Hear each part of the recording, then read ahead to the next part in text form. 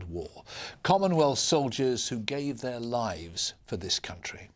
Among them, thousands of West Indians who left their homes in the Caribbean to fight in the trenches. Well, many were trained in vast camps at Seaford in Sussex, and some died there too, as Malcolm Shaw now reports.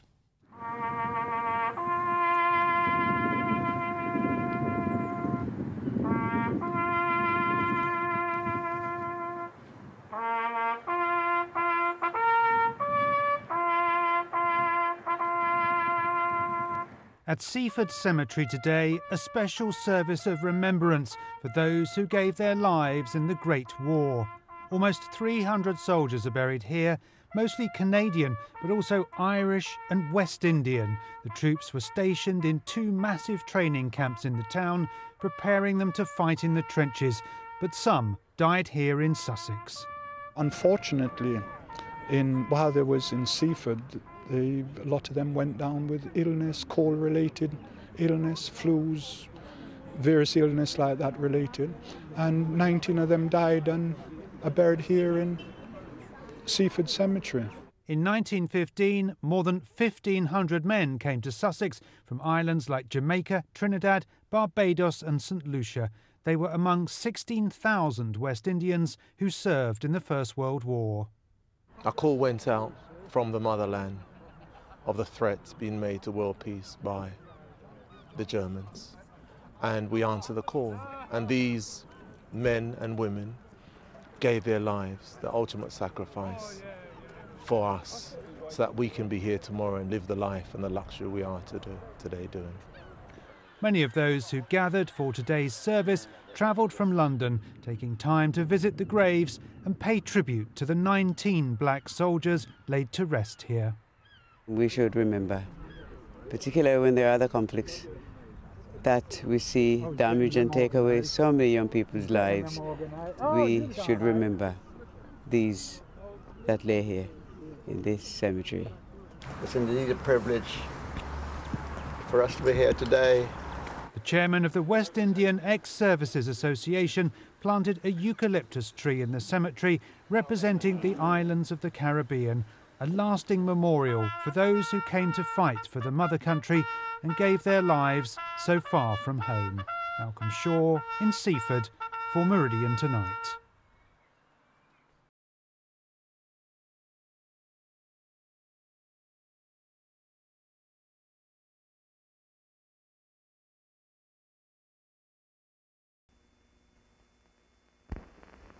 The Germans completed the Kiel Canal, which gave its high seas fleet places of waiting against the day when the warlord would give the word.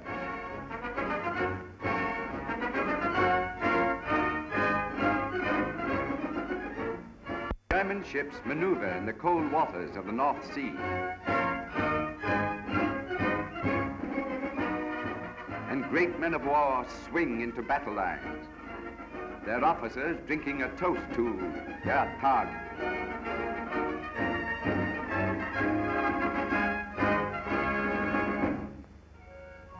And the Kaiser's sons, the Crown Prince, Eitel Friedrich and Joachim, were soldiers too.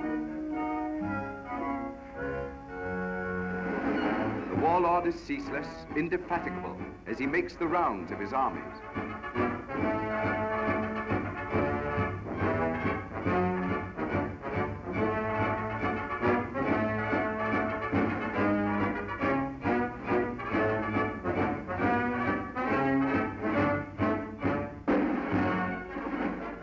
Cousin, Archduke Ferdinand, heir to the Austrian throne, shapes the other half of the Teutonic war machine.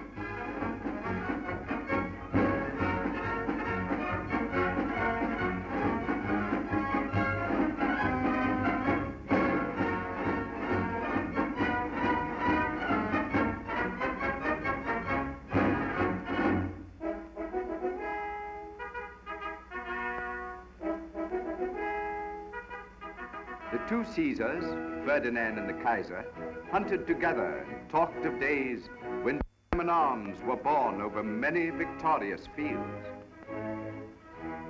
This was their last meeting.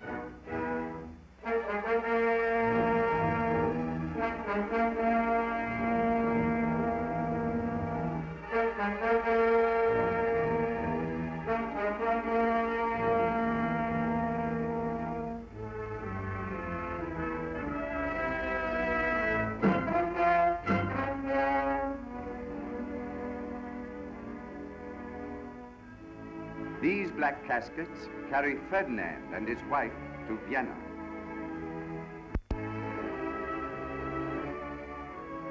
They are the prelude to slaughter.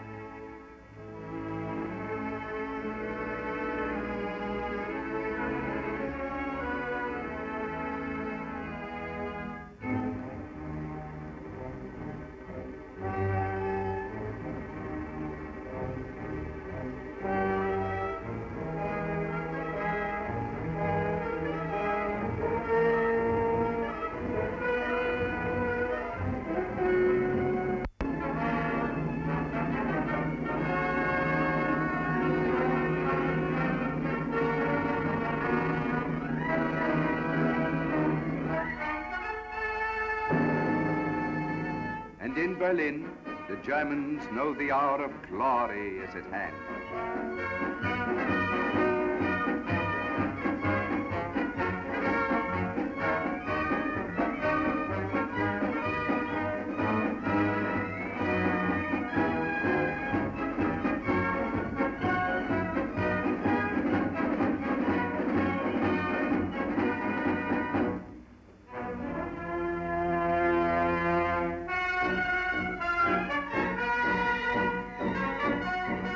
The Tsar of Russia mobilizes, and with his uncle, the Grand Duke Nicholas, with a white moustache, reviews the army.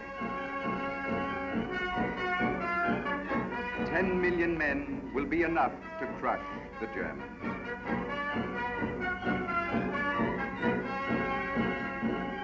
The Kaiser and the King of Württemberg make ready to sweep the field with their marvelous new games. The other German kings will help. These men are to go to Moscow, Paris, London.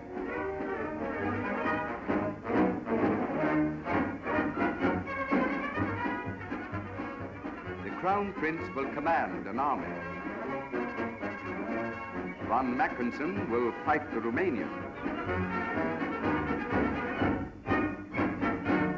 They goose-step before their emperor and before the son of their emperor.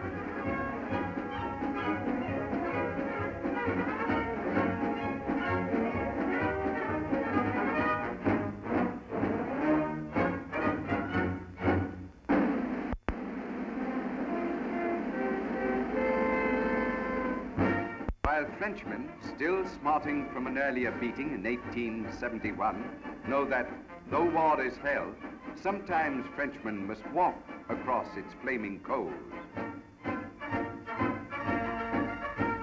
The French President Poincaré and General Joffre look on.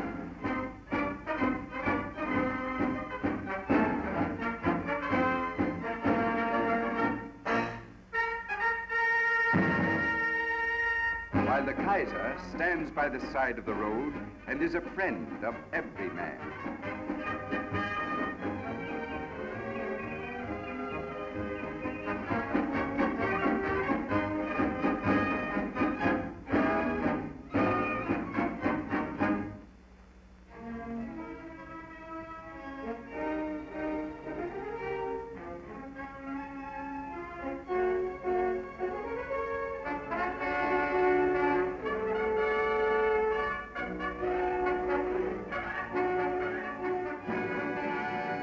England joins the battle royal.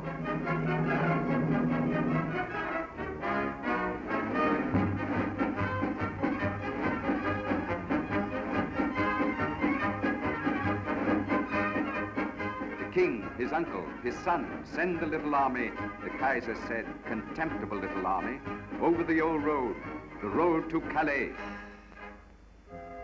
Somehow in Turkey, the Sultan dreams that he must join the Christians to fight other Christians. It becomes a sacred Mohammedan duty.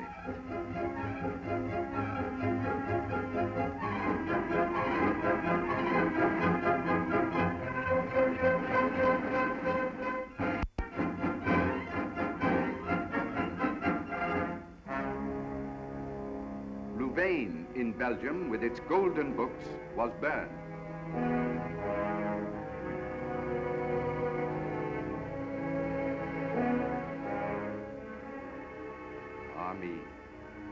when shall I see the thin, sad slates that cover up my home?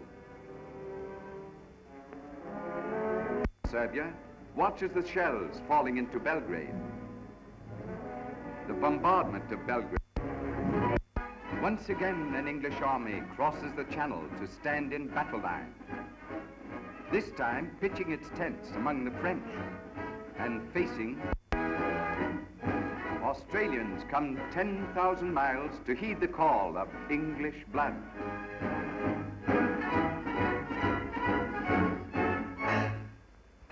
A retired general named Paul von Hindenburg is made commander of the Germans who will oppose the Russians.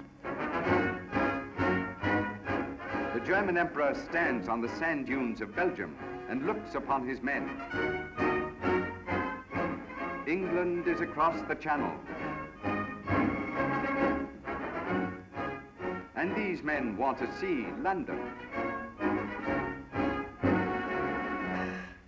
And Frenchmen burrow in to stem the German tide. Some of these men will stay 4 years in this earth. Many will remain here forever. They are halting von Kluck's drive on Paris.